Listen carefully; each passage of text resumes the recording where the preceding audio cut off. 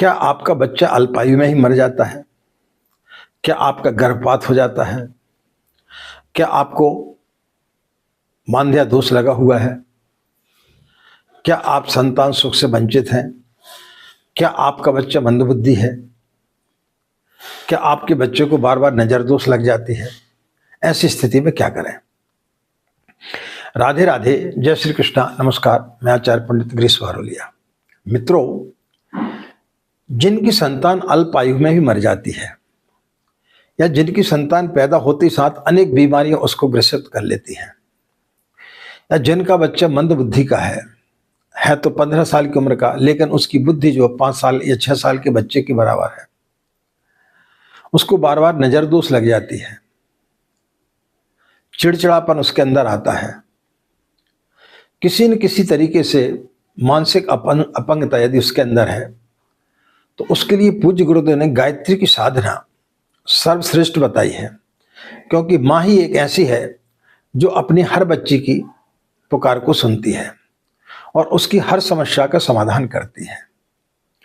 तो बड़े से बड़े डॉक्टरों ने यदि आपके ऊपर हाथ खड़े कर दिए हो कि आपको संतान नहीं हो सकती है, तब भी माँ के शरण में जाने से उन लोगों को कई ऐसे उदाहरण हैं जिन्होंने माँ की शरण में गए और उनको संतान सुख की प्राप्ति हुई। तो चलिए जानते हैं उन साधनाओं को। पहले जानते हैं जो गर्भवती महिलाएं हैं उनको किस प्रकार की साधना करना चाहिए ताकि उनके गर्भ से राम कृष्ण बुद्ध महावीर रामकृष्ण परमहंस जैसी संतान पैदा हो।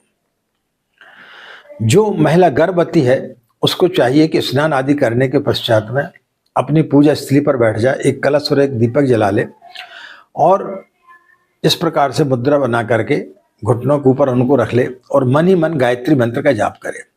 और जब वो गायत्री मंत्र का जाप करे उस समय वो ध्यान करे कि माँ गायत्री का प्रकाश जो है वो हमारी योनि मार्ग से होते हुए हमारे गर्भाशय में प्रवेश कर रहा है और जो गर्भ के अंदर बच्चा पल रहा है उसके अंदर बुद्धि विवेक और स्फूर्ति उसके अंदर आ रही है। जो बच्चा हमारे गर्भ में है वो सुसंस्कारी बन रहा है, उसके अंदर अच्छे संस्कार आ रहे हैं, वो निरोगी काया लेकर के पैदा हो रहा है, उसके अंदर किसी प्रकार की कोई भी बीमारी नहीं है। जो भी है वो सारी चीजें नष्ट होते हुए उस प्रकाश पुंज से होते हुए चली जा रही हैं।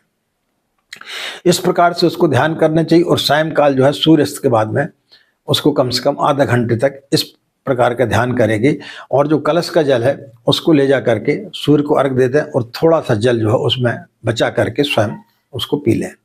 तो निश्चित रूप से संस्कारी संतान आपकी पैदा होगी और निरोगी आपकी संतान पैदा होगी। किसी प्रकार का कोई भी गर्भपात नहीं होगा, ना ही अल्प आयु में बच्चे की मृत्यु होगी। जिन बहनों के लिए संतान का सुख नहीं मिल रहा है, संतान पैदा नहीं हो रही है, बहुत आपने इलाज करा लिया लेकिन फिर भी संतान का सुख नहीं मिल रहा है, उसके लिए पूज्य गुरुदेव ने एक ऐसी साधना बताई है जिसको यदि आप करेंगे तो निश्चित रूप से 100% आपको उसका लाभ मिलेगा। आपको करना क्या है, स्नान आदि करने के पश्चात में एक कपड़े को गीला कर लें, एक कोई कोरा कपड़ा ले लें, पीला हो तो और अच्छा है, उसको थोड़ा सा गीला करके अपने कटी के नीचे भाग पर उसको ऐसे बांध लें, लपेट लें और उसके पश्चात में एक दीपक जला लें, कलश रख दें और जिस प्रकार से हम पूजा करते हैं उस प्रकार से गायत्री मंत्र का मन ही मन जो है आप जाप करें और ध्यान करें कि माँ गायत्री का प्रकाश पुंज जो है आपके योनि मार्ग से होकर के आपके गर्भाशय में प्रवेश कर रहा है और गर्भ धारण के लिए जो है उस स्थिति को निर्मित कर रहा है। तो निश्चित रूप से इस प्रकार की साधना आप लगातार कुछ दिन तक करेंगे तो आपका ना तो गर्भपात होगा ना कुछ भी होगा और आप गर्भ धारण कर सकेंगे और आपके गर्भ धारण होने के पश्चात में जो संतान होगी वो संस्कारी होगी और स्वस्थ व दीर्घजीवी होगी। इसी प्रकार की साधना करके कुंती ने भी भगवान सूर्य की साधना की थी और उन्होंने कर्ण को जन्म दिया था। तो इस प्रकार की साधना को जो है किसी भी कुंवारी कन्या को नहीं करना चाहिए। जिसकी शादी नहीं है उसको इस प्रकार की साधना नहीं करना चाहिए। साधना उन्हीं को करनी चाहिए जिनकी शादी हो गई है और जिनको संतान सुख से जो लोग वंचित हैं वो यदि इस प्रकार की साधना करते हैं तो बहुत जल्दी आपको इसका लाभ मिलेगा। जिनके बच्चे मंदबुद्धि हैं, जिनके बच्चे रोगी हैं, बार बार उनको कोई ना कोई बीमारी हो जाती है, मंदबुद्धि हैं या बाचाल हैं, चिड़चिड़े हैं, बहुत जल्दी क्रोध करते हैं, ऐसे बच्चों को माँ को चाहिए कि अपनी गोदी में रख ले और अपना स्तनपान कराए, और माँ गायत्री का जो हंस पर बैठे हुए हैं, सफेद वस्त्र धारण किए हुए, उनका प्रकाश पुंज जो है वो आपके बच्चे के अंदर प्रवेश कर रहा है।